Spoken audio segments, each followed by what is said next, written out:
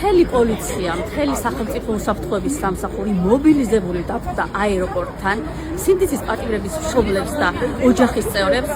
ხელს უშლიან ეს ადამიანები ელემენტარულად აეროპორტში შესვლაში.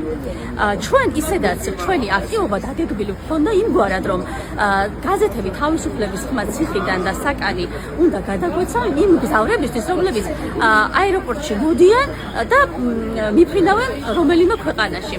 ანუ ჩვენ ამ აქტივობის აეროპორტის მიმდებარე ტერიტორიაზე განხორციელებაში საერთოდ პრობლემა ვერ ვხედავთ და ამას ისედაც ეგრე ვაპირებდით, მაგრამ შემდეგ უკვე გეგმავდით, რომ აეროპორტში შიგნით უბრალოდ შევსულიყავით.